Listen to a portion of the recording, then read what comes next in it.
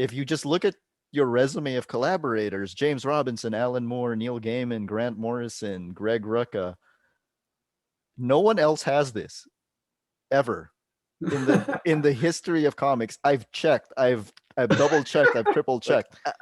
Like at this point, it's just like, how do you of all people have imposter syndrome? I don't know. I don't. It's kind of hard to explain. I acknowledge where I've been in my career, but at the same time, I always feel like I can't rely on that. Of I always course, yeah. feel like I have more to do. Um, I always feel like hope, hopefully my best is yet to come. Whether I'll actually ever feel like I've achieved a pinnacle, I don't know. All I can say is, hopefully each new project I take on brings something different out. Uh, but the luck I've had, right? I mean, the luck I've had has been, you know, pretty insane.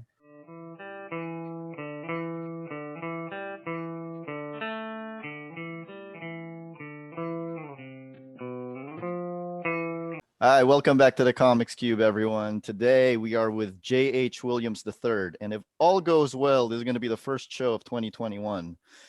How are you doing, Mr. Williams? Good. Thanks for having First question is, what does the H stand for? Because I know the J stands for Jim.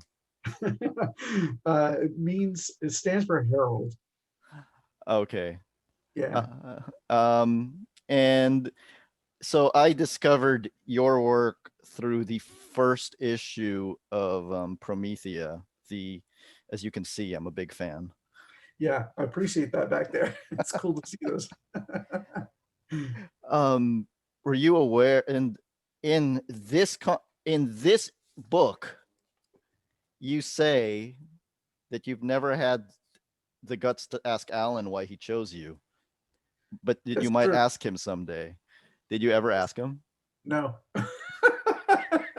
Nope. Were you aware of the other names that were attached on the book at the time? Yes, I was told. I'm trying to think of the time frame. I was told. I was told pretty early on that I wasn't the first choice. Um, and I don't know if that. I don't know if that was necessarily first choice from Alan himself, but I think editorial Mm-hmm. was looking at other people, certainly bigger names than myself, uh, because which makes sense. They're going to try to pair Alan up with the biggest people they can. Yeah, it was it was Brandon Peterson because he was working with him on Awesome Comics. And Right. then when he turned that down, it was Alan Davis, then Bruce Timm, and Yeah. after you, it would have been P. Craig Russell.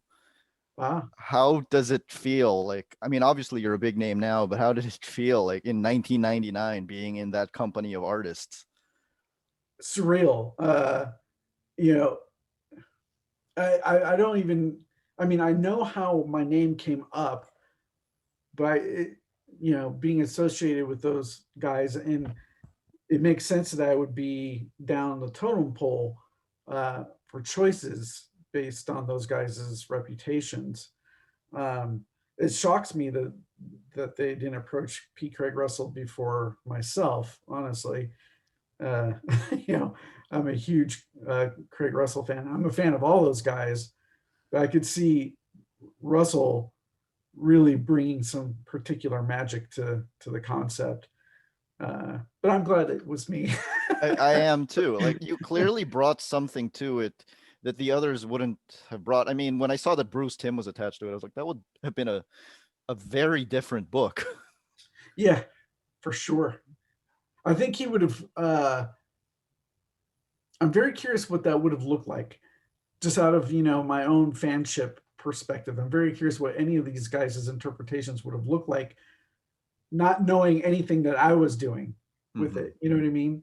I don't know. Like, would Tim have brought a certain um, storybook quality, that in terms of a more cartooning storybook quality. And then maybe I could see even influences from Kirby on him, maybe as that story concept was developed, because it was such a fantastical story. And it'd be interesting to there's no way to, maybe in another universe, another reality, those exist out there. In those alternate realities, do you think Yeah. that book would have gotten as personal as it did? I mean, it was as personal for you as it for you and Wendy, right? As it was for Yeah. Alan. Yeah. And do you think it would have gotten to that level, or is I that don't something know. that you think you specifically brought to the collaboration? I don't know. At the time that those guys were being considered, it's hard to know what Alan was picturing for the bigger concept, you know, going into the metaphysics of it. I think all that stuff probably would have been broached.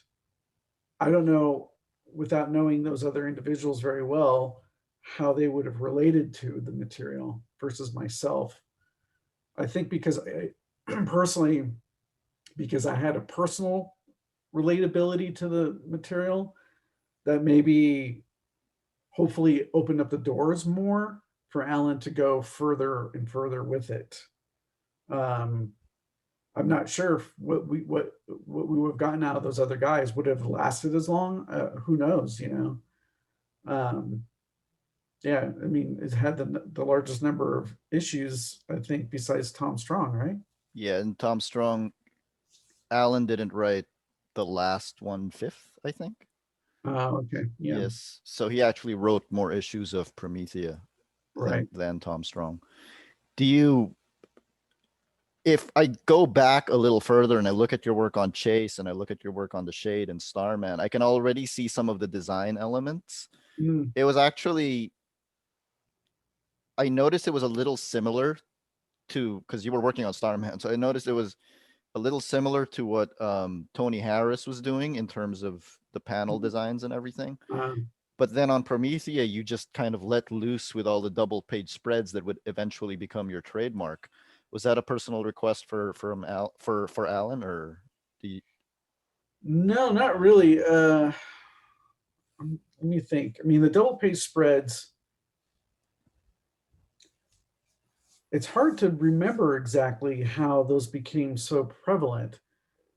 I think maybe as Alan and I had conversations about what could be done on the comic book page, the idea for toying with the fact that pages sit side by side the way they do for a visual medium became something that we wanted through just natural process, uh, see what could be done with it. How do you defy that space? I guess you could say, rather than define it, it was more defy it.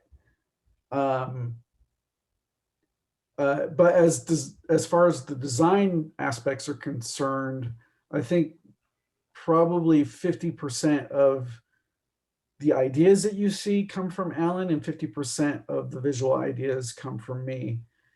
Um, Throughout the series, so it became a real marriage of two different minds involved with the same goal of how we could push the space. that's interesting because there's that one Will Eisner quote that says the best comics can only come from one mind, which I've always kind of taken issue with. I don't think it's true, but First time I've heard that quote. That's fascinating. I think it's from Comics and Sequential Art. Okay. But I don't think it's true. But if we look at it from the approach that you just mentioned, where both your minds are in sync, Yes. then it makes more sense. Yeah, I guess it depends on the project and the creators involved, or the project or creator.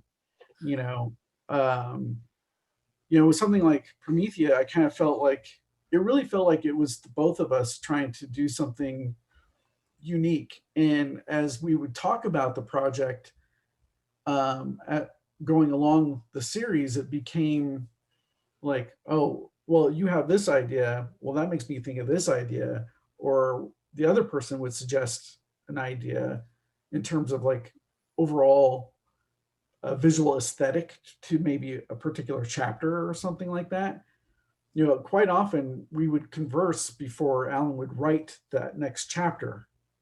Yeah. And, he would say, oh, well, I picture this next chapter having these themes in it. And maybe something he said in our conversation inspired me to think about, oh, well, that's interesting. What do you think about, you know, woodblock prints?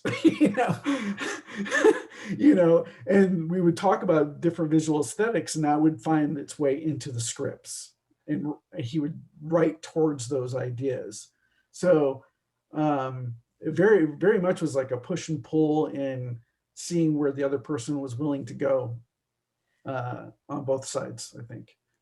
It leads into my next question. I was talking to Bill Sienkiewicz and Xander Cannon, and also Gene Ha, but I think Xander was the one doing the layouts for Top 10. And they basically said that while Alan does say to his artists that you can take liberties, Yes. they didn't really want to.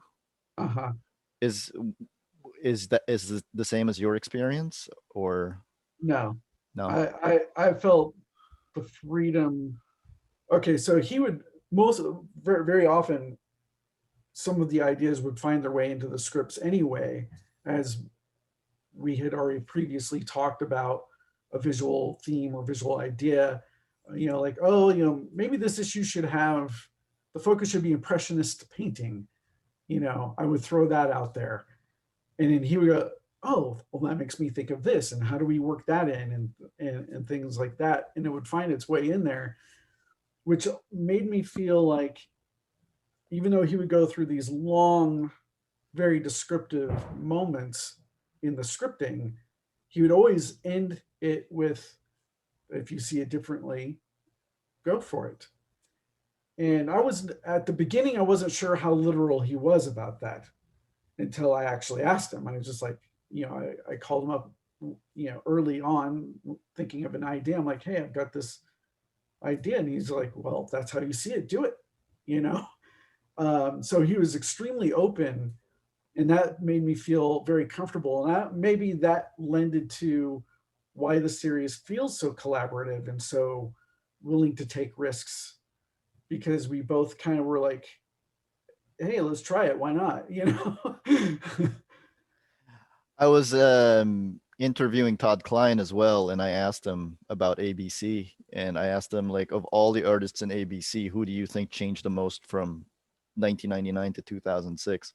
And he said, without question, it was you, J.H. Williams III. Oh, Like, that's cool.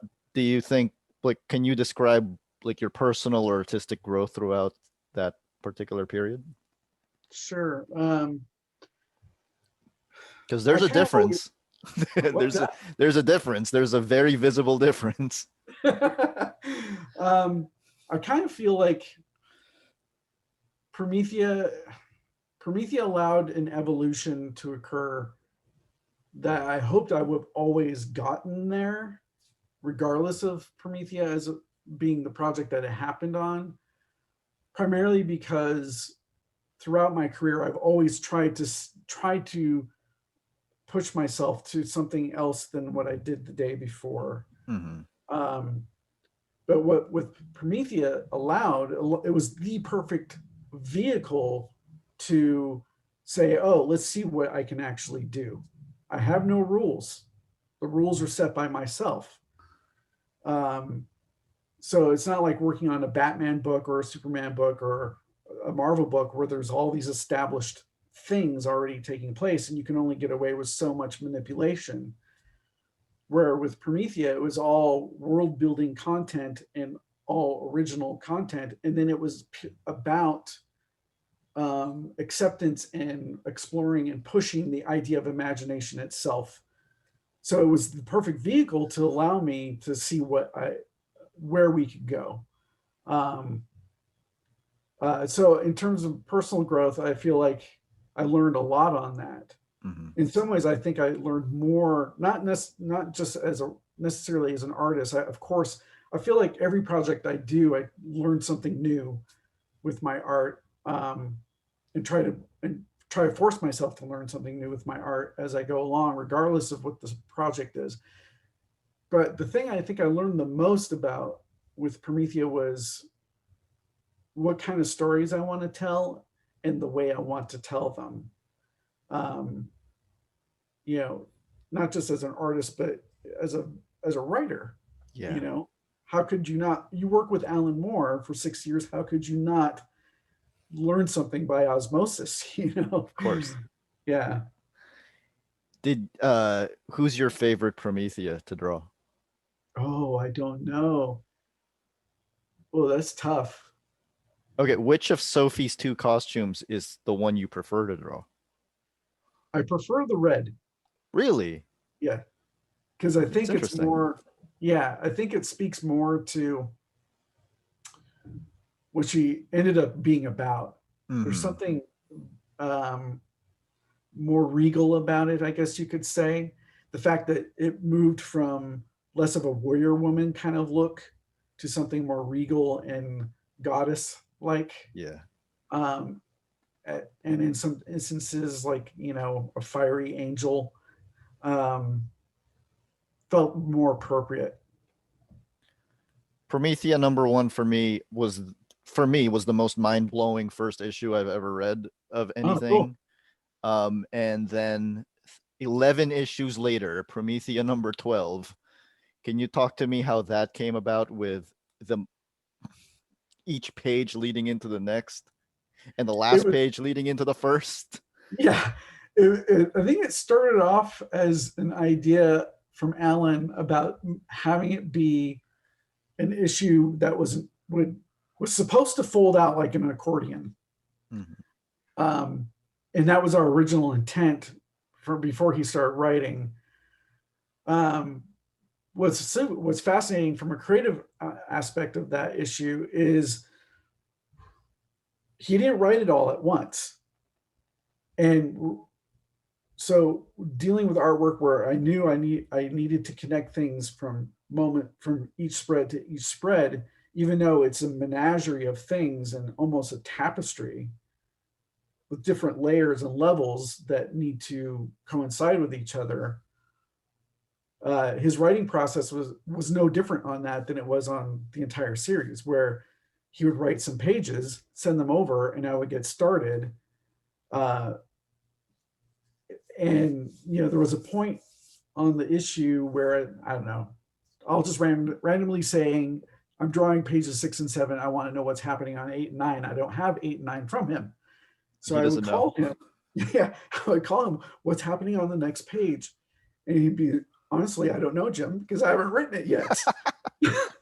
Which was eye opening to hear when he's wanting this tapestry idea in this one long connective thread. And so I had to figure out, like, okay, no matter what I do here, I have to make sure I find a way to connect it to the next spread, even though I have no idea what's going to happen, which is, interesting challenge and sort of kind of, there's certain aspects where that makes you nervous, but it also kind of is like, well, we'll figure it out. That's sort of the magic there. We'll figure it out. It'll happen. It'll be okay. You know, um, that issue. If we ever get to do the Immateria edition that we've long talked about, that gets greenlit then not greenlit, greenlit not greenlit. If that actually ever happens, one of the things is that issue. They even made a mock-up of this issue as Really? accordion. It's like 16 feet. It's long, but it would have been so cool. So if we ever do the Immateria edition, I hope we get to go through with that and offer that in the way it was meant to be read. Same with issue 32. Issue 32 is meant to be read as a poster. It was never meant to be read as a stapled comic ever. As two posters. Yes. Yeah. So Yeah. I was It gonna was ask always, about that next. yeah. Because for the viewers watching this, issue 32 is not a backwards issue, but each page has numbers, Yes. and you can disassemble the comic and in the order of the numbers, Yes. and it'll form these posters, and it'll still read completely coherently. Yes. Now, Yes. how I remember there was some disgruntlement on the internet saying that it was really late. And when it came out, I thought, how could it not have been really late? Interestingly, I'm not sure as to the reasons why it was so late, other than a few things were going on. I know Alan definitely took a while to make sure to write it the way he wanted it to read, and he figured out the puzzle of it, of course, because that's Alan. That's what he does. Um, but for me, like the entire second half of Promethea, I was dealing with personal issues. My dad got ill. I'm sorry to Had hear to, that. yeah, he had multiple strokes, had to be permanently hospitalized. So the entire second half of the series was just ended up being no more than 4 issues a year. Mm-hmm. Um, there was just no other way to do it. Everyone was cool. The publisher was fine letting it be that way. Alan was fine letting it be that way. Um, so when I actually did start working on issue 32, it was the fastest issue I did of the entire series, even though it was late. Go figure. um, and yeah, that's another issue. I wish we could have released it the way we originally wanted to where there was no stapled comic. We made it work to where, of course, it still reads as a staple comic and it reads as a Yeah. poster. But it was never meant to be a stapled comic. It was meant to be a folded thing, and you unfold it and read it that way. Um, I uh, remember for both comics, I was looking at them thinking, how many of these do I need to buy in order to put right, them together? right. Yeah, I wish they had made the the the two poster set that they did that came with like a little book of the covers that Alan and I Yeah. signed. I wish they had made that more available than they did. I think there's only like 1,000 or 1,500 of those in existence, or maybe even less. I can't remember. Yeah, but Uh, what can you do? Publishers are going to decide what they want to decide. I mean, that's partly what led to some of Alan's frustrations.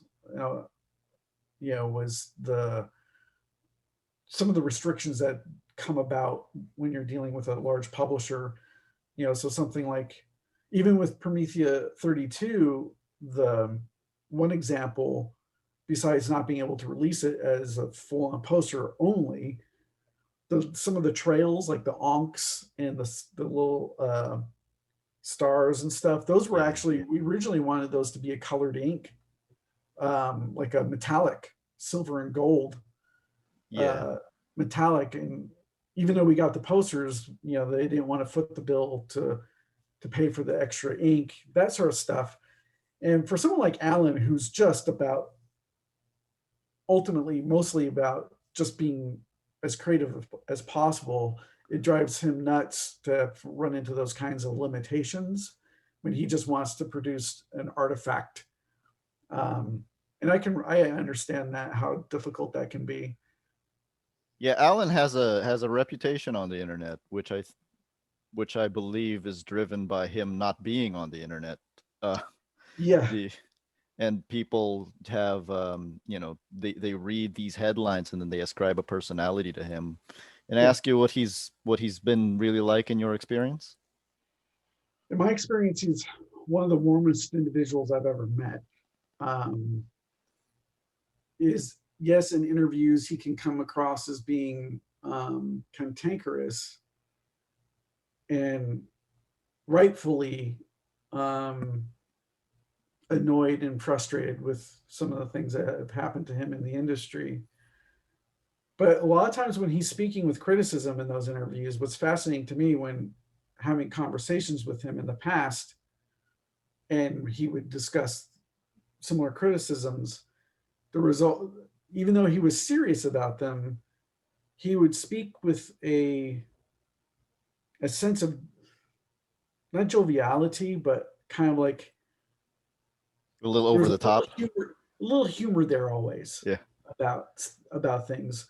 I think people think he's much more grumpy than he is, in terms of how he speaks, his tone of voice, I guess you could say. He, I never ever really heard him speak with any anger, even when he was frustrated about different situations. He would have a very serious perspective, of course, Hmm. but I never heard him speak with a sense of bitterness or anger. It's interesting. Yeah. Yeah. At So least his tone of voice. I mean, he might have appropriately upset wordage in what he's saying, but he never it never felt like he was overly um, going to batter you with an emotion over it. That makes sense. yeah, I asked that question specifically because despite the dearth of topics that happen on this channel, whenever anyone mentions Alan Moore as a person, all of a sudden the clicks start coming in.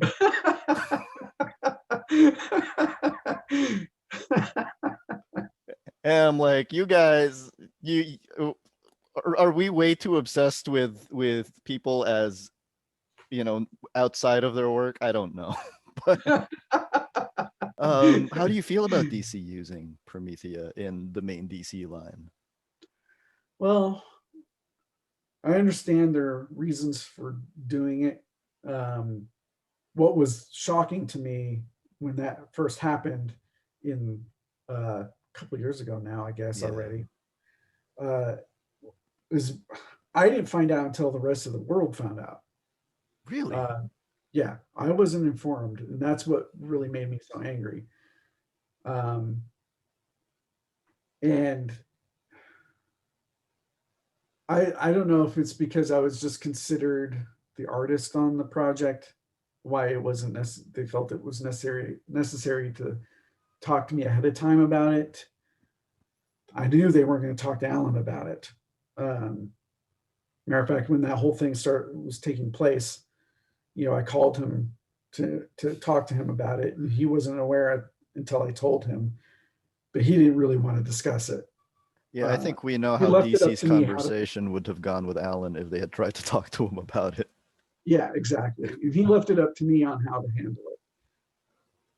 You know, the end result was, that they have to now. I don't know if I'll ever get from them the forethought to contact me ahead of time to at least inform me it's happening. What I wanted was consultation. Um, and, that was something they didn't want to do, probably because they didn't want to have to deal with somebody having any authority over uh, what to do with the concept, I guess. But at least now, they said any future stuff that they will, they have to legally credit Alan and myself Yeah. if she's used in anything for comics. Um, but yeah, I was a little. It was upsetting because Promethea was such a personal work. Yeah. It wasn't just hey, I created this Batman story that everybody loves so much, and they want to regurgitate parts of that. It wasn't the case. This was a very personal, very specific project, and so without having anyone letting me know. And what was crazy to me is when I had conversations with them about the situation, my contact over there was, I basically they didn't know it was happening. That's what they told me, and I didn't understand how they couldn't know. They were upper management people, how they couldn't know when it was coming out in 2 weeks. I mean, it's like that sort of thing was like what. uh, so it was frustrating, but at the same time, as a corporation, I understand that they want these things to thrive, and they want people to they want to use these characters. I can understand that perspective, but can't there be a meeting in the middle somewhere? Is what my point to it all was. I Yeah, saw some of the pages from it. I didn't buy the issue, like, and I didn't either. I wouldn't, but I'm like, from the start, I was like, well, first of all, she doesn't exist anymore in that incarnation, so I don't know why they're using that. Second of all, why does she have irises? Yeah, right. Like, I mean, can't we at least stay on model? I have no answers to that. Why is her hair straight? I I have no answers to that. You know, I have no idea how that stuff even occurs. You know, no slight against the artists or whatever on that. And without being involved in the whole creative process behind it, you know, that's kind of what I was after. You know, it was like some continuity consultation stuff. You know, Yeah, um, it's disappointing I couldn't get that. You know, whether it's going to become an issue in the future, or who knows. Um, but it would be nice to have someone who saw it. It's like, fine, I don't have the authority to say you can use her or not use her. Fine, whatever. That's corporate decision. They own the majority of the character. That's their decision. But it would be nice to be involved in the process, and that as the yeah, original creators having the respect enough to come to me or Alan for continuity guidance about, well, if we're going to use her, let's make sure it's lining up, you know, without having read the story that they published. I have no idea how much it lined up. I didn't want to read it. I was so upset about the whole situation. So I'm told she's barely in it. So, uh, real, interestingly, I yeah, do know. Interestingly, didn't she face off against the Queen of Fables. right? I thought that Yeah. was fascinating because I drew that character in Justice League for a Oh couple issues. yeah. Yeah, Oh yeah. and I forgot about that actually. that's pretty funny. Um, Now after Alan Moore, we're skipping a little bit to one of your next big projects. You worked with Grant Morrison. Mhm. How many people get to say, I worked with Alan Moore, then I Uh-huh. worked with Grant Morrison, Uh-huh. and then later on I worked with Neil Gaiman? But Right. so what was it like working with Grant Morrison on Seven Soldiers? Is it different writing collaborative experience? Yes, for sure. So like I can't speak to how Grant's current scripts look, but back when we worked on Seven Soldiers, it was very fascinating to me in terms of um, what his scripts were like as a very bombastic and loaded with ideas writer, um, much like Alan is in that way, just full of ideas and just this wild sense of anything is possible. While Alan's scripts are very orderly, and uh, the impression I got from working with Grant is that there's a sense of weird chaos in his scripts, which is fascinating because for one, he's, if I understand correctly, he prescribes to chaos magic, and so the fact that there's a little bit of chaos in his scripts, at least the scripts I got to work Yeah. from It comes were off in very his work. fascinating. Huh? It comes off in his work. Yes, I think so too. Yeah. So as an example, when I got the first issue of Seven Soldiers of Victory, it took me some understanding at first because I would read it and have to try to decipher some things. And at first I thought there was like a very purposeful choice being made, and here's what I mean. So the script would look normal, then all of a sudden the lettering would be giant for a paragraph or two, then go back to normal, and things like that. And I was like, what's he trying to say? So because I'm trying, my job is to interpret what he's after, to get to the heart of what he's after. I always approach translating scripts in the way of like what's between the lines, what isn't being said. So when I got a script like that, where it's like this, also boom, like I'm like, what's he trying to say? He's trying to tell me something that's not evident in the actual text. And so I ended up asking him about it, and he's like, "Oh no, it's just my word processor did this weird thing, and I couldn't get it to stop until I got it to stop." And it's just like, oh, okay, it's as simple as that. But it's like that feeling of chaos is there. And then when I got the second script for Seven Soldiers, the end of the story, instead of it being something like that, where it's like all of a sudden randomly giant lettering, there was like all these slashes through every page where the sentence would start, long gap, and the sentence would continue. But as you read through the page, there was like diagonal spaces between, and it was through the entire script. So I had, in order to read the thing, I had to go and this was back before we would get scripts just on a digital file. This would be, a printout sent to me. Uh, I had to draw in with a pen lines connecting the sentences just so I could read it and keep it straight in my head. I have no idea. I didn't get a chance to ask him what that was. It's like, but that's what I mean. There's like this weird chaos in his scripts. I don't know if they still have those tendencies. I don't know.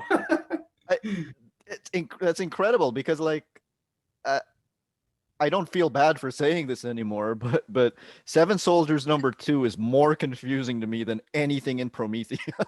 Oh. And it was that way in the script as well.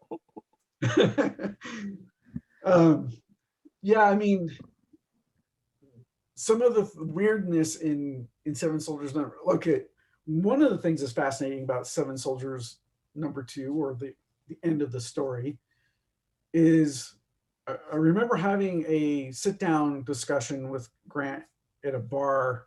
I want to say in San Diego, or maybe it was in the Bay Area. I can't remember. And he wanted to sit down and talk to me and get my ideas on some things, or to see what was possible.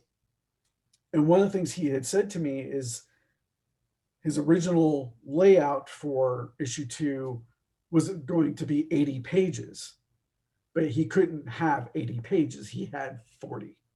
And so he was like, how do I whittle things down to be 40 pages and still do some interesting things? And I think that's how we ended up with stuff that I found really fascinating, like the couple pages where it's all of a sudden it's like we're reading a newspaper. Yeah. But the story is continuing inside the newspaper. Like, such and such as character is now a cartoon strip, that kind of stuff, just for the one. So it was like, I think that's how some of that stuff happened. And then some of the other chaos in there probably is from me, because since we were dealing with a series that had an opener and an ender, bookends, one each by me, but all the stuff in between. When we got to the end, so like the first one was all these other characters and they all bite the dust. Yeah. Sets the stage for what happens next. But when I get to the last chapter, all those characters that had their moments in between are continuing, like directly continuing. And so for me, I'm like, oh, well, I don't want to disregard what those things felt like or what those artists were doing. How do I make this feel like a natural continuation? You did the same thing with Promethea with the end there, with yes. You ape Chris Sprouse on Tom Strong and Rick Veitch on Gray Shirt, etc. And I felt like for me that was like, if I could capture the essence of it, I know the things I do would never match what those people are doing, but if I could create an aesthetic feel of what they're doing, it would allow for anyone who's going back and reading the series as a chunk to have that feel like a natural thing, where it's not jarring to them, like, oh, Mr. Miracle's story is continuing here, but why does it feel completely wrong from what I just read for 4 issues before? So that was an extreme challenge, but it did lead to a sense of chaos as you read that last chapter, because we're jumping around so much in different styles, from Frankenstein to Mr. Miracle to Zatanna, um, and uh, and then some of the weirdness at the beginning, like where I have those weird diagonal panels and stuff, and there's like, if you when you look at that, it like forms like little seven shapes and things Yeah. like that. A lot of that was just me wanting to convey a sense of surrealness that I think Grant was after. And I'm sure, for some people that probably drove them nuts, but, but I thought it was worth trying to see what we could do to make those things feel unusual and otherworldly. I'm glad to hear you say it, because as a reader, I've always felt that, because these two get compared like all the time, and Yeah, I don't really think they have much in common. right. But it all because it always felt like Alan's work was more tightly put together, like everything's really organized, and Grant's work is all about momentum and chaos, and I Yeah. don't think those are comparable. Yeah. And what's fascinating, at least from my experience working with the two of them, I could be completely off base, but this is just my own interpretation of it, especially after talking with Grant as he was working on Seven Soldiers or the Batman stuff. He has a big picture of where he is going. Yeah. He has it seems like he has a clear notion in his head of where he's going. But the presentation of it has this sense of fizzle and bombacity that is, you know, wild, has a wildness to it. Um, Now with Alan, all through Promethea, he he didn't know what he was going to write on the next page. He wrote the whole series that way. But when you read it, it feels so incredibly orchestrated. When you read from issue 1 to the end, you're like, oh, this thing had to be completely, thoroughly planned out from A to Z in order to create this work. No. Everything wraps up perfectly. Yeah. So it's very fascinating how Alan can work on the fly like that, but you end up with something that feels so as if it had been, every nuance had been thought out ahead of time. So what's the difference between mixing styles with artists that are already established versus, for example, what you did with the Club of Heroes and Batman, Yeah. where you drew each Batman in a different style, and it kind of gave the feeling that, you were also mimicking other styles at the time, Uh-huh. but of course those didn't exist. Right. Yeah. So what's the comparison or the thought process there? Um, in general, I'll attack this with two different responses, I guess. In general, exploring different styles allows me to learn something. It's about learning, because I kind of feel like this is going to sound a little strange to say, but I very confidently feel like anything I do or anything a modern artist does today, even if you haven't seen work that's similar to what you're doing in the past, uh, most likely there's a derivativeness that is there. And anything that we come up with, particularly myself, has already been done. It's already been done by somebody in some way or some fashion. Not the way you do it. I don't know about that. I, I, I mean, when you look back in terms of design, let's look back at Steranko, Jim Starlin. Uh, there's numerous guys from way back that were doing incredible things with design. In the year 2000, I was telling my friends you were the modern day Jim Steranko. Oh, thanks. Thank you. Now I just call you J.H. Williams. Steranko's a big influence. Starlin's a big influence. And it astounds me, like, okay, every once in a while I'll buy a comic collection of something that I read as a kid. Don't remember much of it. And I end up picking up a collection of it, and I'm looking through it, and I'll see something in there. I'm like, oh, holy smack! That's like, I can see how that ingrained into my head as Oh, a child, and I don't remember. And then I see it, I'm like, oh yeah, of course I see why I love this, why I picked this up, why I read it as a child, why it still resonates with me today. So because I feel like anything we do today isn't going to, somebody has already been in that territory before, allows me to kind of let things go about trying to say, oh, I have a personal style. Uh, I feel like I don't have a personal style. I have an exploration of style.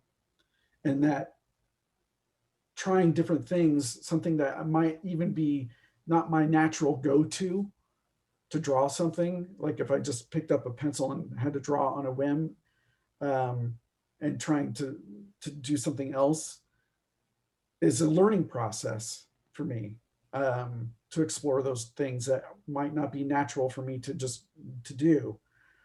I think that's extremely important, to allow me to keep growing.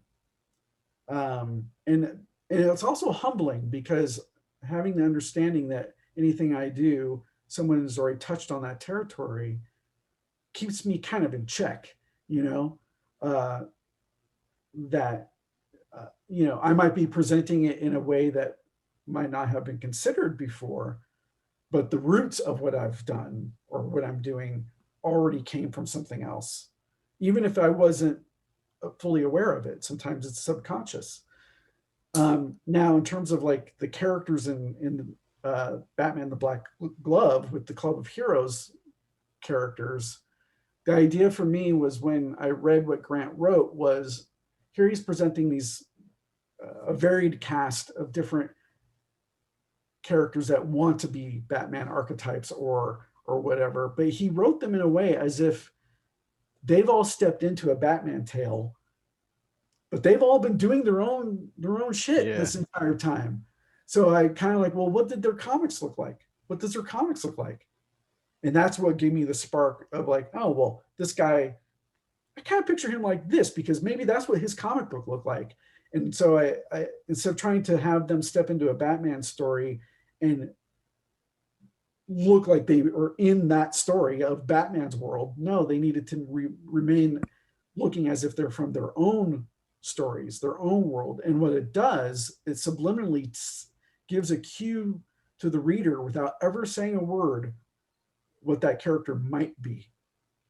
And So, it gives us, the reader, a subliminal like clue as to the history of these characters as well, correct, correct. without Grant ever saying like, oh, you guys have been active this whole time, or Correct. And I think that, by doing that, having that almost shorthand aspect, even if even if a reader isn't understanding the reference I'm trying to spin on a character, um, just the fact that the character looks different compared to whoever's standing next to him or standing next to Batman informs the reader almost, sometimes in a subliminal way, having an effect on how they respond to that particular character. And with considering we only had 3 issues to get in and out of a complete murder mystery, it bought us a lot of ground really fast to take that approach. speaking of mixing styles, I think it's never been more apparent than in your Batwoman work with Greg Rucka. Mhm. The origin of Batwoman, it's one of the best origins I've ever read. I think it's so powerful. Um, Oh, and the 3 issue Go yeah, story. Go, Uh, which is collected with Elegy. Like yeah, I just think it's such a powerful origin. Um, and Greg Rucka has gone on record saying that writing for you were the thinnest scripts he ever wrote, I'm surprised. because he said that you'd talk about it on the phone and he would have no idea how to describe it. Is that a different experience for you? I mean, compared to working with Alan and Grant? Yeah, it's interesting that he feels that way about, the conversations versus what ends up on the script, because I felt like, because I felt like his scripts were very thorough. I didn't feel like they were thin at all. I've He certainly said had that thinner some scripts. things were, Jim, this is what we talked about on the phone, and then Maybe, move on to the next page. Yeah. yeah, maybe. But I feel like I've worked off of much thinner scripts than like, Greg uh, offered. Um, I feel like the working relationship with Greg was extremely collaborative. Um, I've only had a handful of, actually, most of the people I've worked with, it's been extremely collaborative.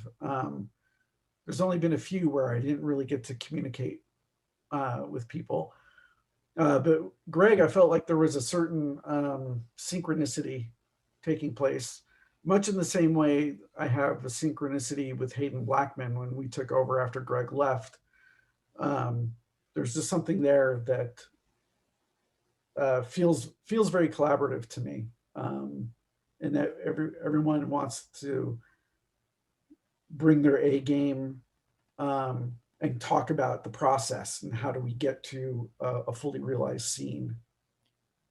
Do you, with Greg, uh, did you how did you feel when he left the book? I was sad. I understood his reasons. It was a very painful time for him, I think.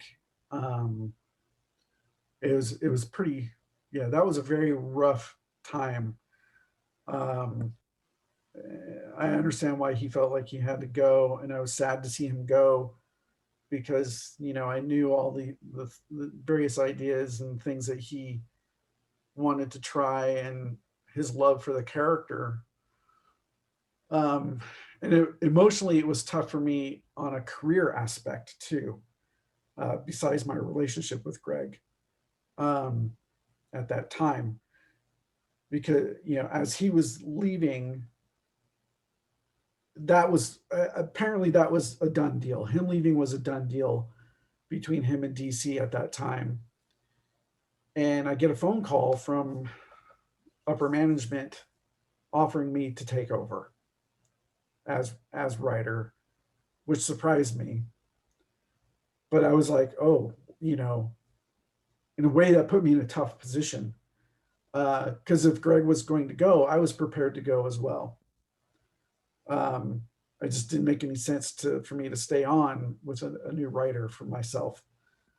But when they offered me the gig, I told DC up front, like I got to think about this. And the first thing I did was call Greg and told him of the conversation. Of course, he was upset, rightfully so. Um, but I didn't want to just step in and take over unless if he was going to be okay with it. And he was, even though I could hear the pain in his voice about the whole situation, he, from a career standpoint, understood the situation too for myself. And he basically was like, "You've got to take the job." That's almost exactly what he said. "You have to take that job, Jim." Um, which that's the only reason why I stuck around. Um, is, was because he said I should. Um, it wasn't a matter of just adhering to his graciousness in that situation, but understanding he understood the career position I was in, and that he Yeah. knew he from his own point of view, I think knew it was the right thing for me, um, and therefore said what he said. But if circumstances, if it would have been too painful for him, I had no problem saying no. I've said no to many things uh, for various reasons. So it would have been sad to have told them no, but at the same time, I think they would have understood if I said no too. So Looking back though, like, isn't it something to basically have been helming or bringing to life, I think, the most prominent LGBT superhero yeah, in that's ever been created. I yeah, could be wrong about that. certainly the one that has been, you know, the most push has been behind, from as far as a major publisher is concerned.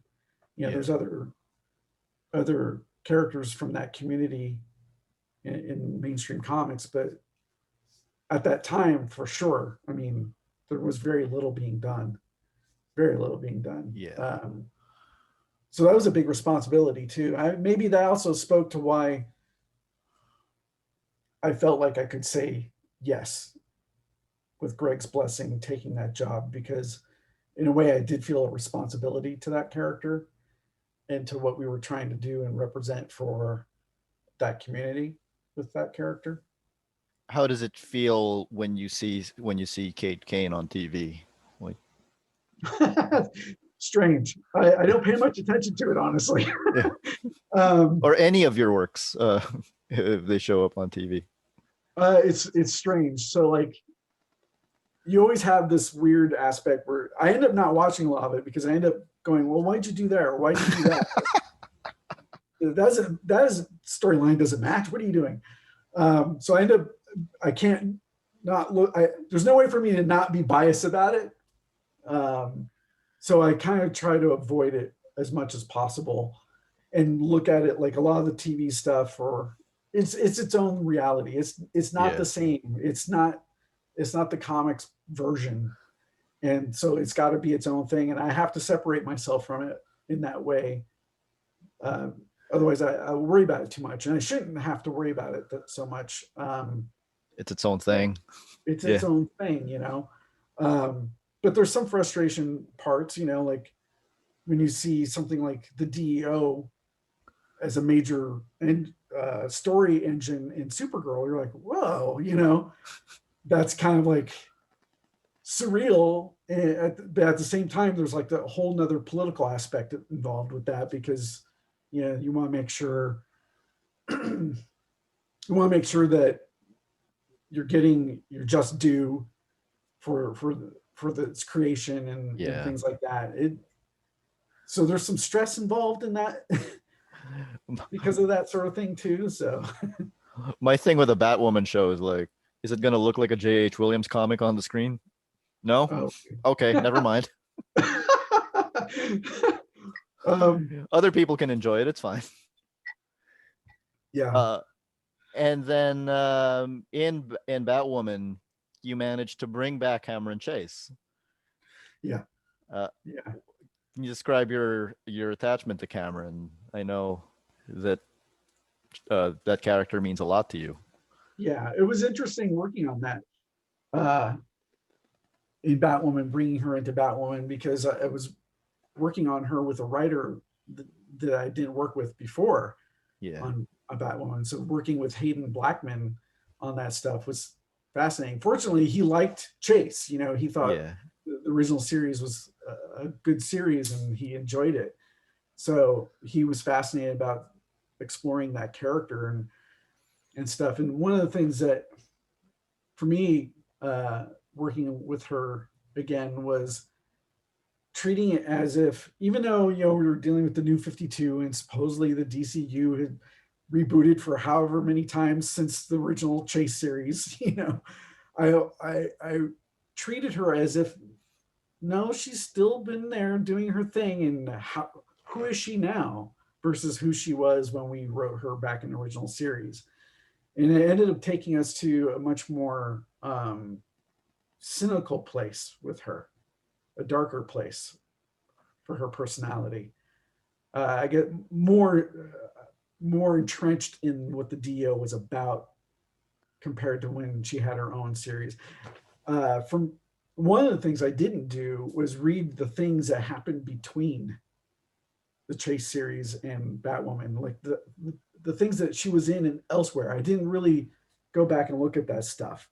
And if those don't exist, continuity issues, I just relied on DC to tell me that there would be. Yeah. So. Those don't exist. The only Chase is yours. I can't help but love Cameron Chase. I think she's a fascinating character. In a lot of ways, hasn't gotten the due she should have. She's a unique character. it's an incredible thing because 1997 Chase came out, and you know it's clear that here you're starting to really be able to do all of the artistic stuff you want to do. You're not doing the double page spreads just yet, but Yeah. you're doing all of the design stuff and you're doing all of the storytelling, and it flies under the radar. And then around 10 or so years later, there's a whole collection out of it. Like, how does it feel when something that you do just like has renewed life like that? Yeah, it's such a strange Cameron Chase's career as a comic book character has got such a strange life. It's an odd duck. So when we were doing the original series, before we got canceled, everything that DC put, anything new that DC put out that year Got got canceled. canceled. Yeah. Everything. And they were Uh, good too. yeah, a They were lot good of good, books. a lot of good comics. Um, we were fortunate to get a launch for the character in Batman 550, which wasn't the original plan. That sort of was an after the thought plan, was to launch her in Batman 550 and then immediately jump into issue one. But what was so strange about that whole situation was, here they're giving us this platform of being in Batman, DC's, obviously their biggest seller. Um, so that was like, wow, that's cool. We're getting that kind of exposure. But then when they advertised the comic for issue one, there was no ads. There's like ads in Scooby Doo, like stuff like that, and we're like, what? It's not the It made, audience for it. it made no sense. How would we be getting a premiere introduction to the character in Batman only for her own series to be advertised in something like Scooby Doo? It was strange. So the series, which happened to a lot of the different DC series that year, just started.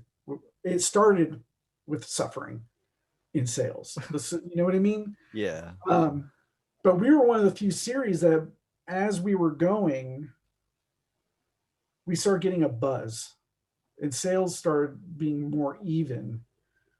But by the time that occurred, the decision had already been made to kill the series. There was just no saving it. And Dan Johnson, my co-creator on that, we both honestly feel, probably even to this day, he probably feels the same, that if we had gotten our next arc, which was going to be a 4-issue arc starring the Justice League, would have saved the series, I think. Because we were on that cusp of like people going, oh, hey, this over here. It was starting to get that kind of buzz, underground buzz, which some of the other series weren't necessarily getting. And I think we would have been saved if we had just gotten 4 more issues. We could have survived. And then after the fact, because of that buzz, more people would go and buy the back issues. Yeah. And, time and time again. And for years upon years, when I would attend conventions, I would hear from fans how much they loved Chase. I still hear that from people, how much they love that series. It's a great series. Thank you. We really tried to put a lot of heart into it, and make something, unique for a DC title. And it was great to finally get the collection. Yeah. After so long. Batwoman played a big part of that, because we were going to roll out Batwoman, and Chase was going to be a major part of the plot line for at least a year.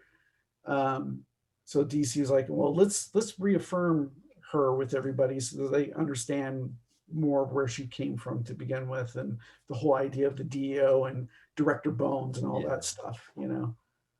It seems from the outside looking in that DC does have that tendency to just, they don't give enough time for new series. Yeah. Like even Kirby's New Gods only had 8 issues, which is like And now look, Fantastic Four wasn't good until like 30. Yeah, now it's like, one of the most revered Kirby concepts out there. it is strange. It is so strange how that happens a lot. I'm I'm not sure how that happens, but Marvel can be guilty of that too. Yeah. They're guilty of that too a lot. I don't know if it's because they're dealing with different parameters on uh, how they're having to answer for their money. You know that Mm. they're answering more to a bigger machine That about makes the sense. money expenses, and if something is just petering along, you know, or if it's just barely breaking even, you know, it maybe becomes an issue of, well, how much energy should we actually devote to that when we could scrap that, reinvest that money we were going to pay into that into something that maybe will do better, you know? This wasn't in my list of original questions, and it just hit me now as I'm looking at my notes here. Cameron Chase, Promethea, Batwoman, the Tangent Green Lantern. Do you consciously seek out strong women to draw as protagonists? I didn't at first. I, Six Prometheas, no less. yeah, right. I didn't at first, but yeah, it definitely became a thing where it was like I became interested in that because there isn't a lot, at least for a long time, you know, female characters just didn't get the center stage a lot, you know. Um, and I always found it more fascinating to write about somebody who's completely different than myself. Um, I'm not into writing characters that think like me or um, have personalities like me. I want to get I want to write characters and draw characters as far away from myself as possible. And you know, let's face it, I'm a white male, so you know, working on powerful female characters for me is like something I can really relish and explore that aspect of humanity, I guess. Is it empathy because like you're trying to put yourself in the Yeah, minds of yeah, yeah. yeah. My goal when we took over, you know, Kate Kane with Batwoman, I always I approach this with even characters I'm not writing is like, how do I make them real? How do I how do I see this character as not a character but as a person? You know, and it informs little things in the visuals of what I might do with them. On the writing stage, it informs everything. You know, so like writing Kate Kane was very much like, no, I'm writing her as if I might be standing next to her on the corner of a street. She's real. She exists. She's actually real. And I've gotten to the point where, you know, like if I'm trying to create a new story with new characters, I try to let them actually talk to me and tell me who they are rather than me tell them who they are. Sometimes I'll create a protagonist character saying, oh, I know I want this character to be, this is this character's thing, but who are they? And sometimes what happens, the supporting cast steps in and talks to me and they tell me who that person is. And in the process, I learn who they are in their relationship to them, to the main character. That happens to me a lot. So I very much am about, like you said, the empathy, trying to find how do I make this person, this character human, a real thing. And if I make them a real thing and I feel for them, then hopefully others will too when they read it. It is pretty clear just talking to you or just seeing you on Twitter or anything that you are a person who's full of empathy. You designed the social justice art against bigotry and fascism button, Yeah, and yeah, also you did the Batman story in Batman Black and White right now. It's about yeah, COVID, yeah, and yeah, that's just it's you paying tribute to the frontliners, but also where we live. I mean that was you. That was you and your wife Wendy, right? Like yeah. organizing it. Yeah, she helped design that art against fascism, bigotry and fascism as well. Hmm. She did some of the research that came up with the shape, Yeah. where we pulled the shape from, and she was very much instrumental in figuring out how to make that work, and very instrumental in Where We Live. Um, she did a lot of the reaching out to the local community here in Las Vegas. For those who don't know what Where We Live is, uh, viewers out there, it was an anthology project that was designed to be a benefit book to raise money for victims of the Las Vegas shooting that happened It looks here. like this. Yes. Yeah. And so while I was organizing different aspects of the book and trying to work with the editors and figure out how do we put this thing together, Wendy's was talking and looking, uh, finding the local stories. So she was extremely instrumental in that. It wouldn't have happened if she hadn't done that part. That wouldn't have been. I didn't have the bandwidth to do that. And then as far as like the content that we would get for the book, it was always reviewed by everybody. So it was reviewed by the editorial team, myself, and Wendy. Uh, and she always has the insight that I don't have. She always sees something that I didn't see, or a perspective about something.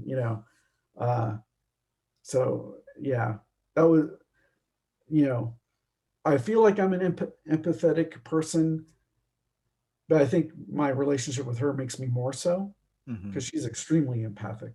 Um, It's yeah, true. I think. I mean, she's never credited as your collaborator, but I feel that she's your most frequent collaborator. yeah, yeah, yeah. I, it's weird. I try to get her opinion on a lot of the things I'm doing. Um, sometimes I don't. Sometimes I want to just try to keep it to myself. But other times, if especially if I'm stuck on something, if I'm stuck Hmm. on something, uh, I definitely bring her in and say, "What do you think of this?" Or if I have multiple ideas, "What do you think of this?" Um, and it's always good to have a second eye on things. I feel like, and she definitely does that for me in multiple ways. And comics is weird because you don't always get to acknowledge your significant other in that way. And I think a lot of comics creators probably have this, where their significant other, plays a role in some of their decisions, probably. So like when the collections come out, I try to do things where I'm thanking her or acknowledging her in some way. But on a creative aspect, Where We Live really showed, she got to participate in such a big way on that Yeah. versus a lot of the other stuff, and made the book so much better for it. Yeah, it's an incredible collection of stories. Uh, there's one incredibly prominent writer we haven't talked about that you've worked with, Neil Gaiman. Uh-huh. What's working with him like? uh, Joy and sweetness, I guess, is the best words I could describe. um, his work always has this poeticness to it, Yeah. and when you speak to him and have conversations with him, even if he's speaking about something ordinary, uh, you can feel that poeticness in the way he just presents himself. He always speaks with such ease on the phone. Um, one of my favorite moments working on Sandman Overture is he was working. I can't remember which script it was, which issue it was, but we're talking. He wanted to talk about it a little bit, um, and he had. It was so funny and sweet because he ends up reading it to me on the phone. He hadn't sent it to me yet, and so I, I had the luxury of Neil Gaiman reading to me on the phone. It's like a You know, soothing voice, isn't it? yes, yes, you know, um, and that was a very creatively open working situation too, and fascinating in the way like okay, so like before he got started writing, he asked me to create a list of things I'd like to draw, and I didn't really know, so I just started randomly writing whatever came down to my head, like oh, insects would be cool. I love westerns. Uh, just made this list and I sent it to him, and he somehow found a way to get most of it in there. But he loved it. I sent it to him. He's like, this is perfect. This is great. You know, and was very collaborative and came to me for a reason. I felt like he wanted what I brought to the table in terms of how to present the visual narrative that he wanted. Um, so that was extremely gratifying. It was a very rewarding experience. Did you know that there was a rumor around 2004 that he would be doing a Promethea story with you? Oh, really? I don't know if I've heard And that. there was a rumor in the fan circles. I have no idea if there was any truth to it whatsoever, but Huh. ever since we fans read that, we were like, "Ooh." And if That it was wasn't Promethea, then Sandman was obviously the next the right. best option because the immateria, and then you got the realms of night and time. Like, how do you Yeah. come up with that stuff? Like, how do you design that stuff? Oh, I don't know. Especially since the other things that you do are so grounded in reality, like Gotham City. Uh, um, I don't know. Okay, so like with night and time, the idea was to present these cosmic forces that exist outside of known reality, that are the parents of the endless, and the endless are already kind of outside of normal reality and these mythical godlike beings. And so I was like, well, if the endless are as peculiar as they are, what do I do to make the parents even more so, to make them in some ways almost unrelatable because they're so strange and their realities are so strange. And then we got to draw, uh, when I got time to draw that stuff. One of the things I wanted to do to correlate the two, even though Knight's stuff is so murky colors and these strange floral black shapes, and nothing is nothing is traditional panels. It's all, you know, you were in another reality. The whole goal was to make the reader feel like they were someplace entirely alien. But I wanted to feel like it could envelop you in a way. So all the floral shapes and the round shapes having this sort of inviting darkness to them was important. And then when it came time to figure out what to do for Father Time, I felt like, well, these two were together at one point. They had to have something that connected them. How could I do that in a visual way to where they could relate?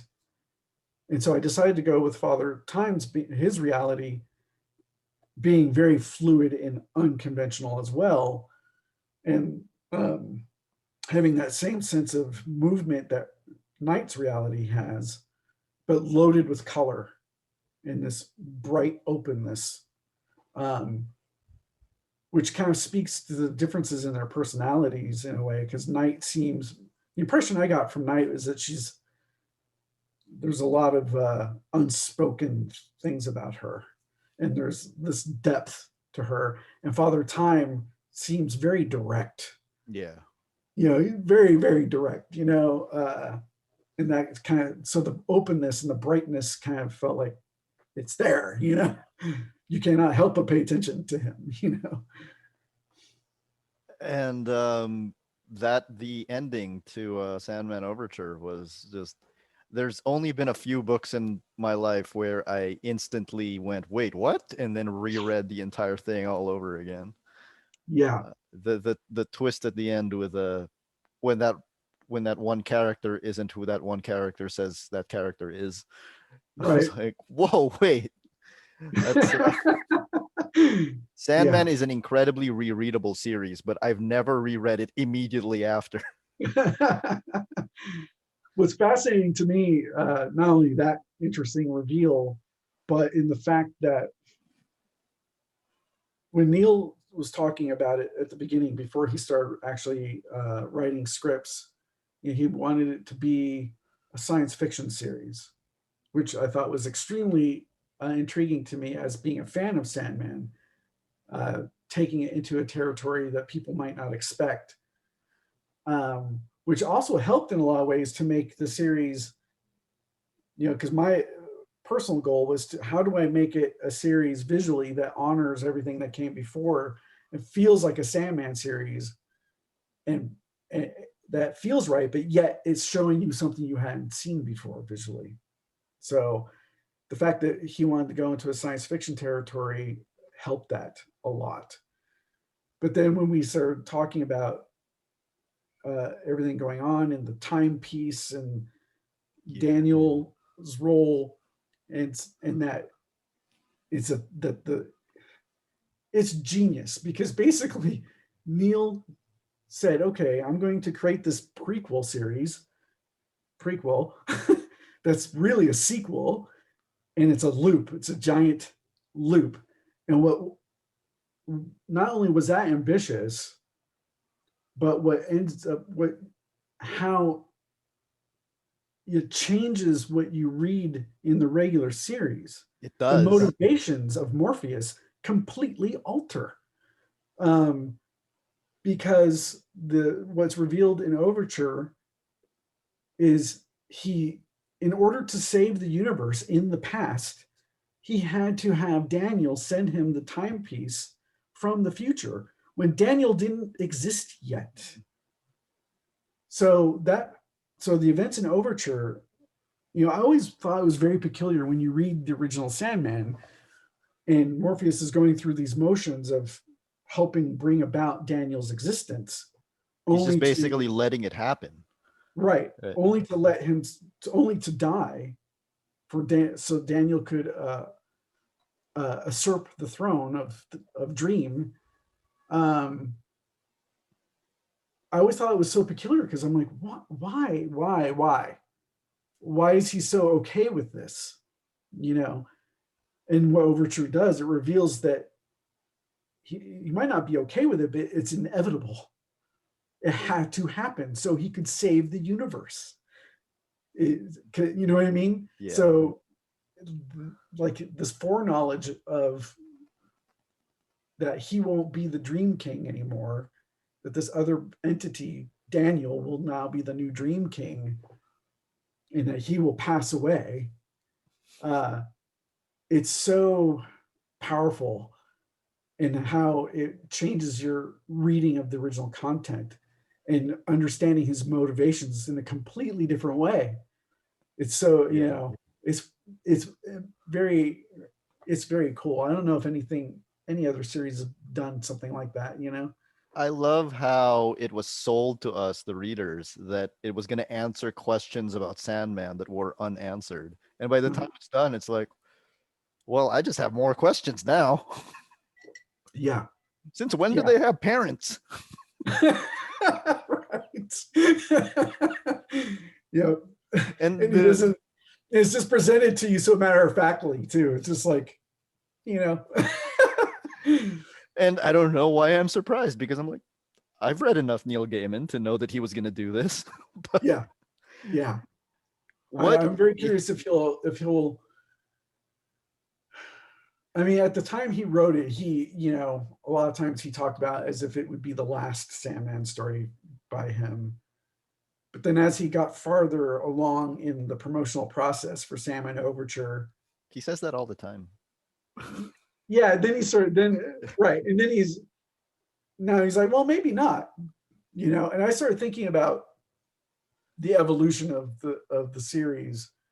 Um, and so the series as it is with Overture is this time loop. but that doesn't mean the loop can't go like this and then continue, Mm-hmm. right? Yeah. Past everything we've seen. So it wouldn't surprise me at some point, because he has a line, it might even be an overture. He has a throwaway line that is quite telling, where I think he says something along, I'm paraphrasing, something along the line that even the endless will die. And so I have a feeling there's a story that he's got in his pocket that will tell the end of the endless. But what does that mean, you know? Yeah, Because they are the endless. there's So, so much still. I mean, DC's basically made it a franchise. There's that whole The Dreaming uh yeah. spin-off series. Would you ever would you ever have interest in writing your own for yourself to draw, or Oh, I don't know. Probably. It's not something I thought about. That would be, yeah, I don't know. It'd be very, that'd be scary prospect. I was very nervous when it came time to working on Salmon Overture, which was an odd feeling how trepidatious I felt. I don't know why. So I think if I was to write it, I don't know. I don't know. I'd probably have a mental breakdown. I mean, would you ever write for yourself a Sandman and Promethea crossover? Asks the fanboy. Oh my gosh, that would be insane. Huh. Yeah, I don't know how long it would take me to figure it out, but it would be, the challenge alone would be intriguing to see what would happen. Really, really quickly, what was it like to work with James Robinson? Because I think so. This is fascinating to me. I think it is lost to history how critically acclaimed a writer James Robinson was in the '90s. I Yeah, think he doesn't get talked about anymore or as much. yeah. And so, what was it like working with James? James is a great person to work with. He's a personal friend of mine, actually. Really? Um, his main residence is here in Las Vegas. Um, before all the pandemic stuff was taking place, and before he got busy working with on the WB Yeah. stuff, we would meet all the time, have coffee, and just chat. Working with him a little bit was great. The Tangent Green Lantern thing, that was one of the things where I learned something, was working with him. Wasn't the Starman stuff. The Starman story was great, but getting to do the Tangent Green Lantern was a learning process for me, because at first I didn't understand what was going on. When I got the script, this was before I actually had any conversations with James, or any, of in-depth conversations. And I got the script and I read and I saw it was an anthology, you know, of the three little short stories with the little connective tissue of the Tangent Green Lantern, acting kind of like a storyteller, presenter type character. And I was like, I remember asking the editor, I'm like, I don't understand. Am I supposed to draw? I'm supposed to draw all of this whole thing. They're like, yeah, we hired you to draw the whole thing. I'm like, but it's an anthology, and the most anthologies Have are different. different creative teams for each story usually. And so I'm like, okay, this is interesting, but it was inspiring in a way, because I'm like, okay, I've got three distinct stories and these connective bits. So I got four different things I can toy with and uh, play with, and it was cool. So it was kind of, you know a early dabbling of style exploration. So getting to work on that informed later decisions. And James was happy with what I did. When he wrote it, I don't know if he had written it with the intention of being one artist, because there's so distinctly different stories in there. And I remember he talks about that every once in a while, how that he was happy with the choices I made of tackling each one differently. But yeah, James is somebody who we've often talked about doing something together uh, at some point. Like a big project that we could call our own. I don't know if that'll happen though. You know, his career is going in different ways than he might even have considered at one point. And Yeah, he's he mostly does, Hollywood now, isn't he? yeah. And you're right, he doesn't get talked about enough. But I don't know if that's because he doesn't.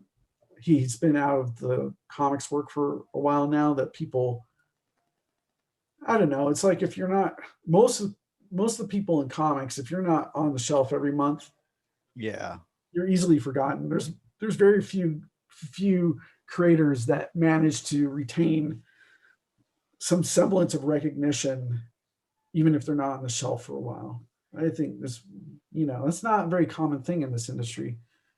But everything it's. I wish he would do more regular comics. He's an incredible He's great. writer, Yeah. incredible He's writer. great. He's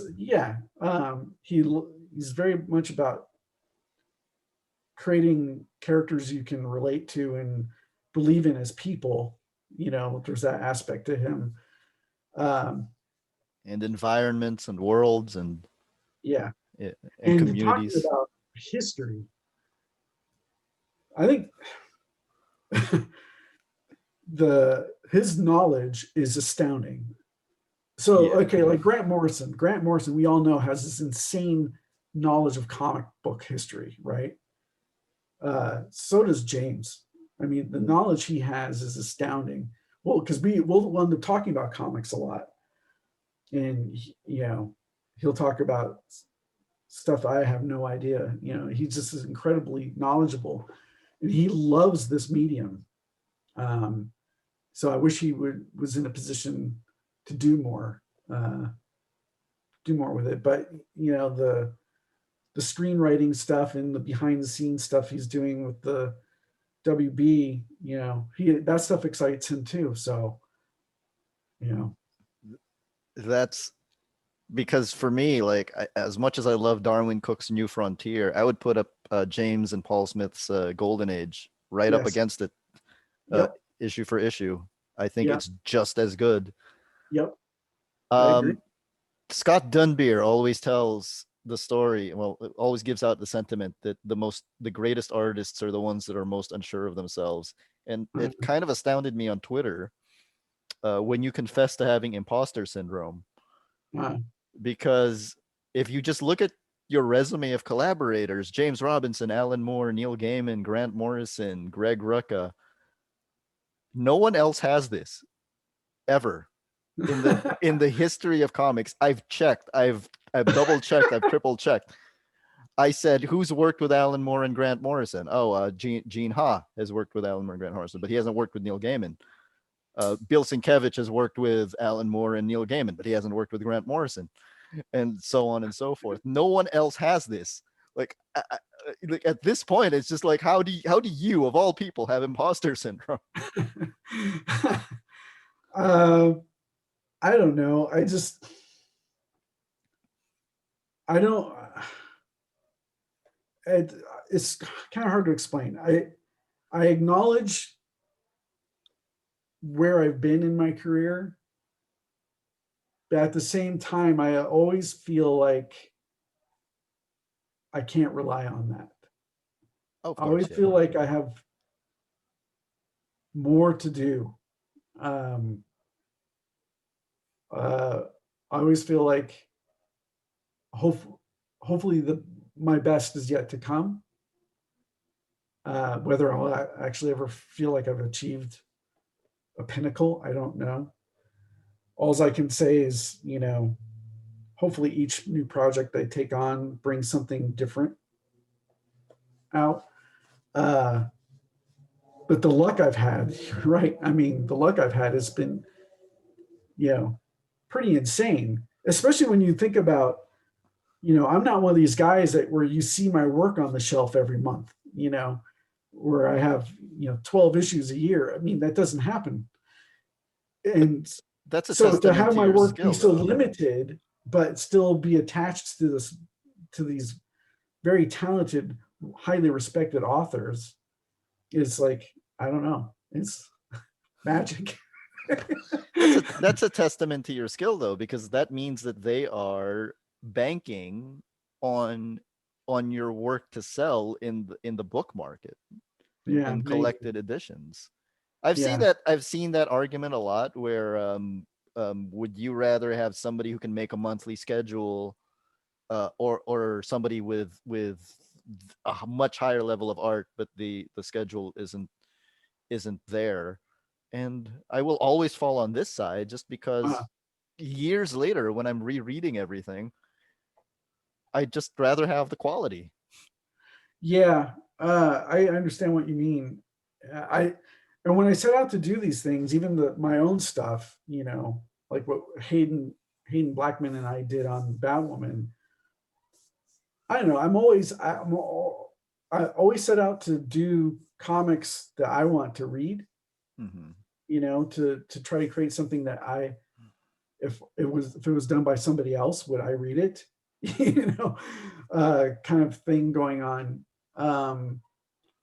And there's this whole idea of like trying to create something. This is bizarre because it's just fucking comic books, right? But at the same time, you want to feel like I always feel like I want to do something. Will it matter later? Will it matter to somebody later? And that's why I hope I always am trying to get with my projects, whether it's with these super famous authors or not. Will somebody care? And someone today on Twitter, or was it yesterday?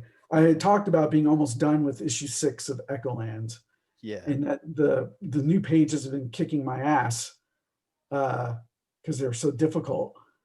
And they said to me something along the line of, I imagine the detail that you put into your pages takes a lot of time, but the evergreen is will be worth it, or something to that effect. And I guess it's something that I'm always hoping all my projects would be, is they're an evergreen prospect to them. So like, if you can't do the monthly, God, you better hope that you're doing something that will continue to sell, because there's not going to be that much content available. So hopefully the content you've made will matter enough to somebody that it'll have a life. And it does. Oh, It's right thanks. there. See, I'm surrounded by it. What's writing? What is drawing with these authors like versus writing for yourself or working with or writing with Hayden Blackman? Hayden and I, we've known each other for a long, long time. The project we're working on together was being developed well before we took on Batwoman. Matter of Echolands. fact, huh? Echolands, right? Yes, Yeah. yes. Uh, it's something that he and I have been tinkering with for a long, long time. As a matter of fact, uh, when it was getting close to me maybe not continuing as an artist on Batwoman, it's just staying on as co-writer with him. Uh, the idea was to start Echolands at that point. But then Sandman Overture got presented to us, and everyone, even the publisher of Echolands, was like, "No, you gotta go do that other thing." you know, and Hayden's like, "No, go do the other thing." When you have a chance to do Sandman with Neil Gaiman. Yeah, yeah. Um, so yeah, working with Hayden is really great because we have a synchronicity, and he brings a lot of different things to the table than I do. Our sensibilities are compatible enough that we make a good team, or a, a competent quality team, I should say, not just good.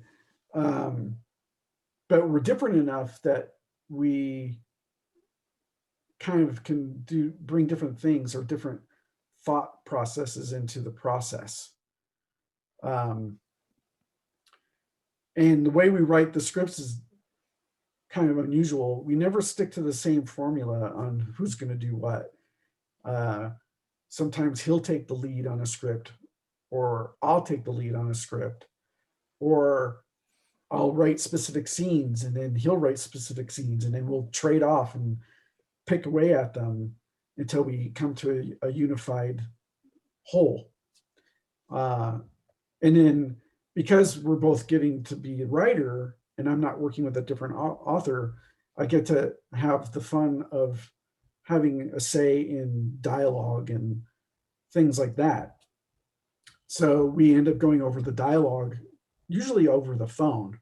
We'll hammer out what we think is pretty much finished dialogue and then maybe make some suggestions after that, either from him or myself. But once that part is done, I treat the script as if I would anyone else's script, even though I wrote it. I will write my own scripts with the same level of attention as if I'm writing for somebody else, which I've had the opportunity to do, where I put in a lot of detail and ideas I think should be in the script. Sometimes have visual suggestions or layout suggestions. That will work its way into a script even if I'm writing for myself. But once that process is done and I get the script and I'm actually working on the page, I treat it the same way as I would anything else from another writer. That, like, once I start working on, like, oh, I see this idea that I had here in the script where I was going with it. It's not quite working the same. Once I'm actually working on it, and I'll alter it. I'll make changes like I do with anybody else, you know.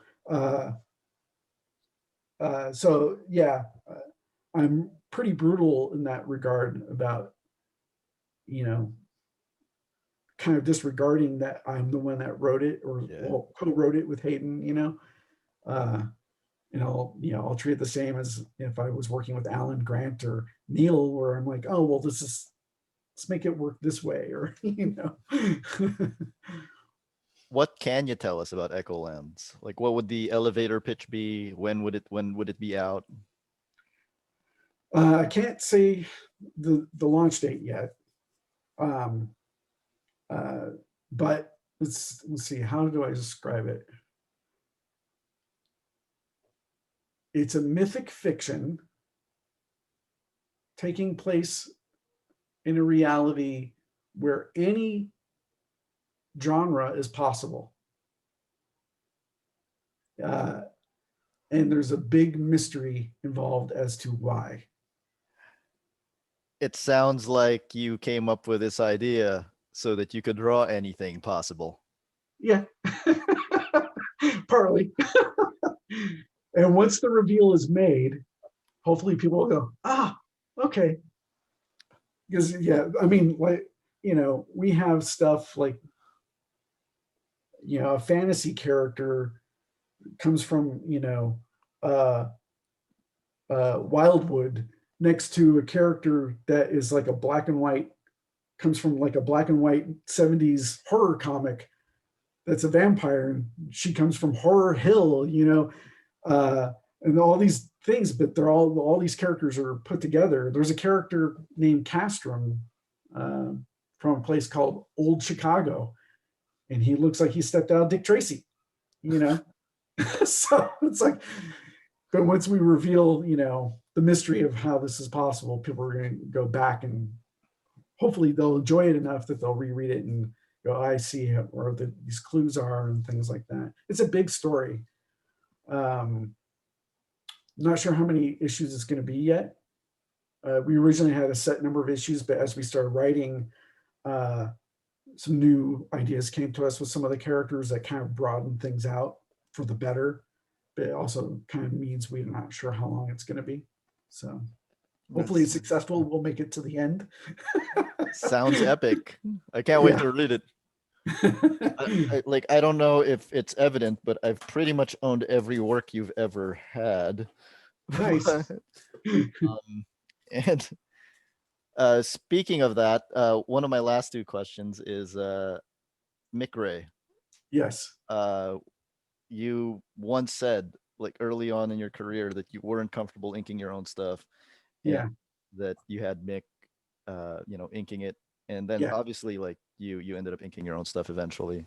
Like, yeah. what was it like being inked by Mick Gray, working with Mick Gray? And do Mick you is have the same taste in music? Because his radio show on Zoom is awesome. yeah, yeah. He's a huge music guy. That's one of the things we always were able to connect about. Outside of comics subjects was music. Uh, uh, he was a guy. He kept like he was way more into vinyl before I was. Like when I was young, I was into vinyl records, but he stayed consistently into vinyl records where I kind of dipped out for a long time and then jumped back in uh, much later. I can Now, see your background. yeah, now it's crazy with vinyl records. Um, but Mick is probably one of the best inkers this industry has ever had. Uh, Unfortunately, I don't know if he gets that kind of recognition. Um, he should. Uh, but I think part of the problem is we're living in a time where, especially the last 5 years, that a lot of artists started moving towards inking their own work or have Mm. moved to digital where they don't need an inker. The platform allows them to work in a way where they have control over all that themselves. Early on in my career, I didn't think I could ink my own work because I just didn't have the finesse that he has. I still don't have the finesse he has.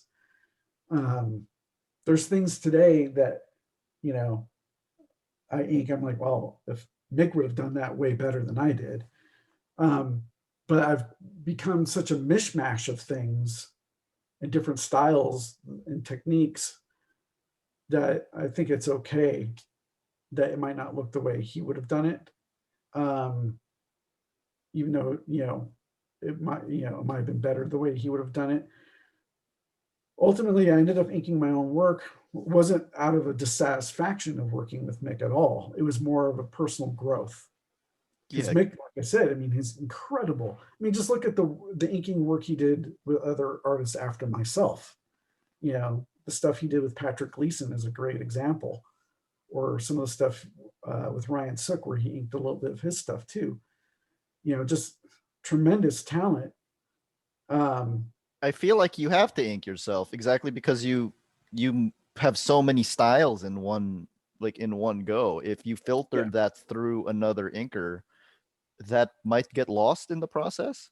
possibly, and it wasn't just out of uh, editorial aspect decision for that, but a personal growth decision. I kind of felt like if I was going to try to push myself into areas that I have gone to since then, there's no way I could do that with an inker, because trying to capture a look, a finished look with a pencil, and then have that translated to inks, it doesn't make a lot of sense. You know, the other thing it has allowed me to do is to be more spontaneous. So what I mean by that is when I was penciling, I have the opportunity to oh, that hand didn't come out right. I can redraw that hand. But when I started inking myself, I very quickly dropped using a pencil. I don't pencil anymore. I was gonna ask. Yeah, for a long time. So it's this weird situation where it's like a tightrope act, I guess you could say, where it gives me the fluidity and freedom to try different styles on a more on a whim, more gut instinct, more. But it also allows me to do weird things like, oh well, that hand didn't come out the way I wanted it to. Partly my own fault because I didn't pencil it. I just went in and inked it. But there's like this weird, fun, but partly self-torture aspect about like, well, how do I make the mistake not a mistake anymore? So there's like this weird sense of learning about it. For me, everything that I do is about learning. What can I learn today? you know. So it kind of came down to that for me. How do I grow? Looking back at, some of my favorite artists, all could ink themselves. Some of them would work with inkers on occasion, but they all were capable of doing it themselves. And I kind of felt like, well, if I want to try to reach for that echelon for myself, I kind of had to do it. And so when Promethea started winding down is when that process took place. Yeah. There's little bits and pieces inside the tail ends of Promethea where I did some inking bits here and there, where we would, I might do a couple faces here or there or whatever, trying to get a handle on things. And during that point, I think I was doing some covers for Marvel, where I'm like, heck with it, I'll try inking this myself and see what happens. One of the reasons why I was so trepidatious about taking it on myself was, which became much more evident working on Seven Soldiers. I have a tremor. Really? Yeah, it's an inherited thing from, I think, my mom's side of the family. Your line is so clean. Oh no, it's not. That's what I mean. By comparison to Mick, it's not clean. Mick's finesse looks like it's like, are you sure this is inked and not printed? It's like so perfect, but yeah, no, I have a tremor. For a while, I ended up with carpal tunnel because of it. So I didn't realize the tremor was affecting me. Or that it had really become profound until a certain point, and I started getting carpal tunnel. And this was after I started inking myself. And I also always thought, like, Mick is so good with a brush. He inks mostly with a brush. And I was just like, I can never have that kind of control. I tried and I tried and tried.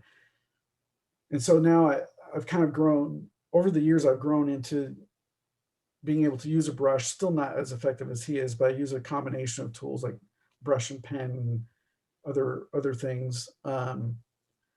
But Yeah, I was gonna say it does look like you mostly ink with a pen.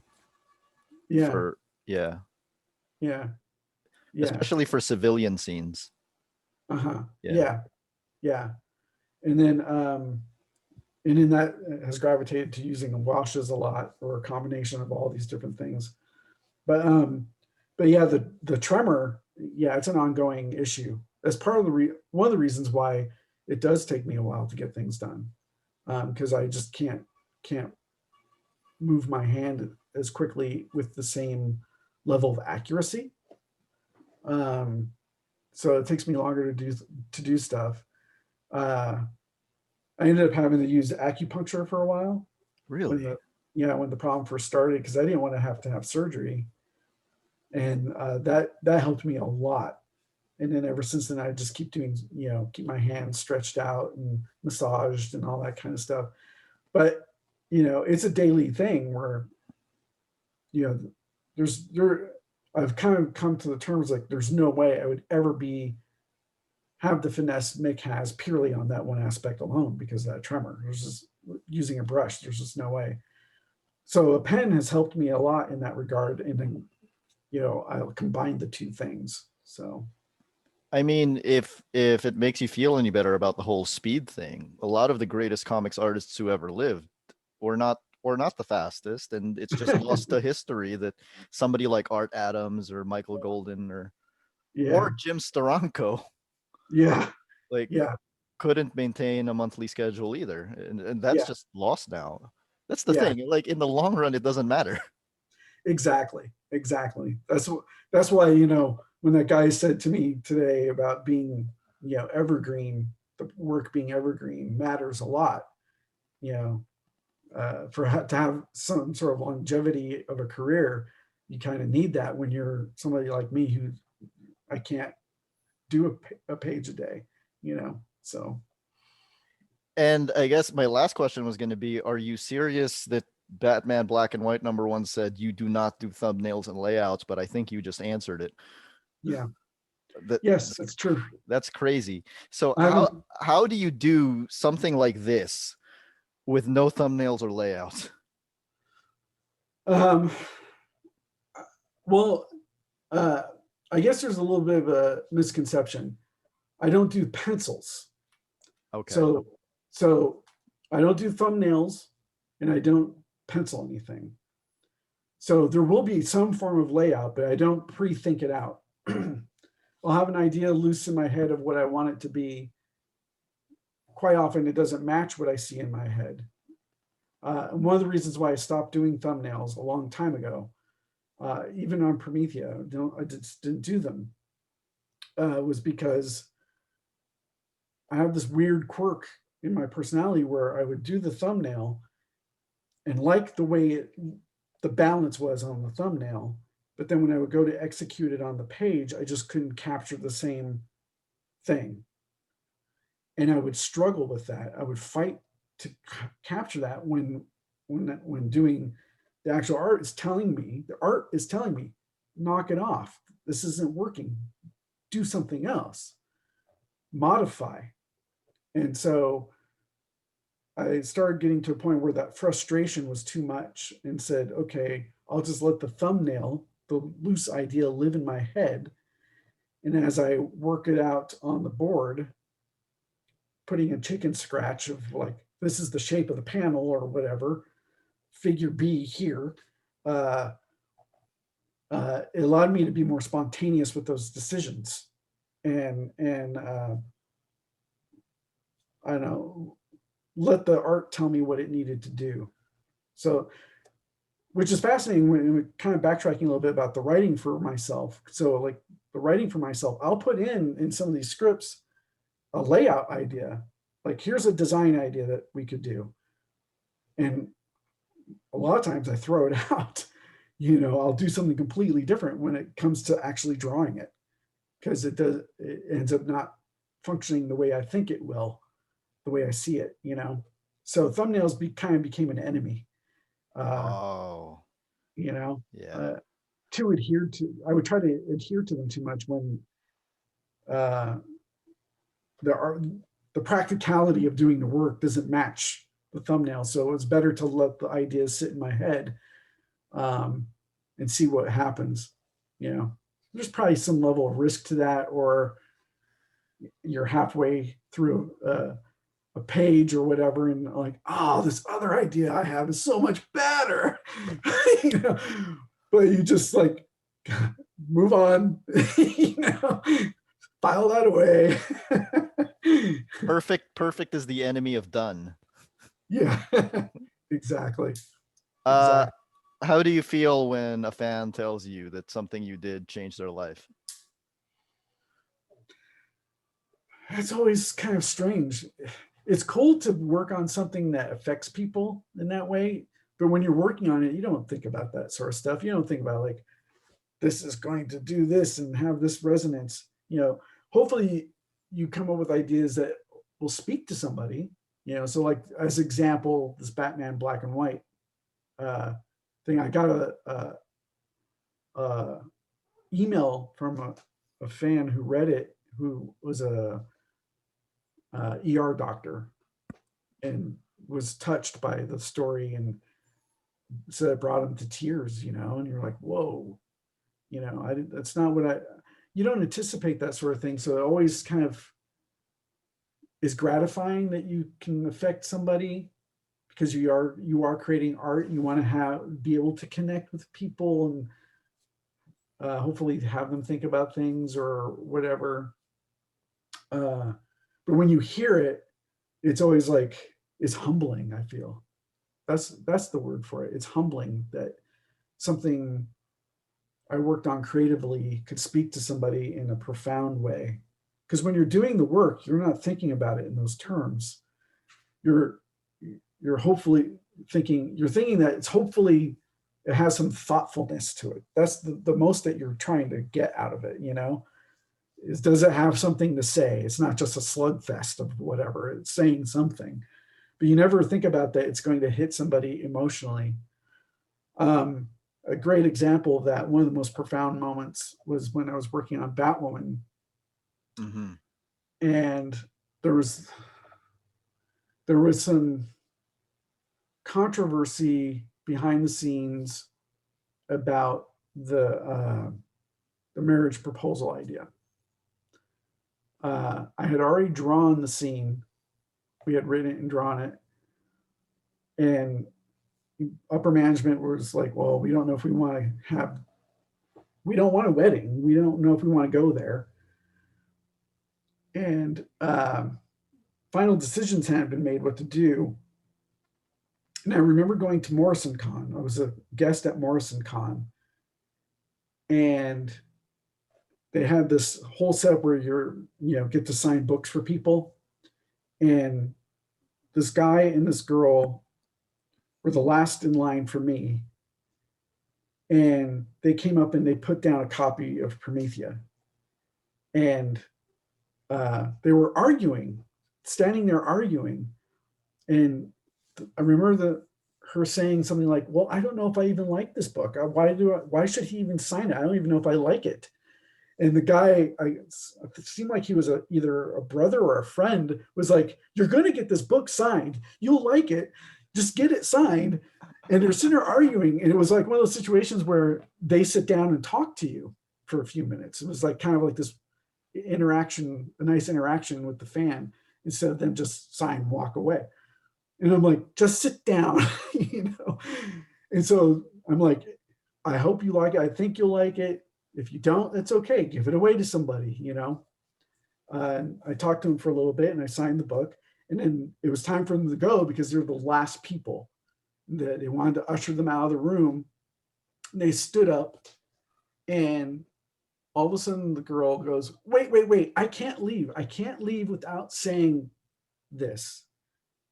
And she broke down in tears and told me about how much Batwoman meant to her as a gay woman, and that it profoundly changed how she saw comics could be in terms of relatability.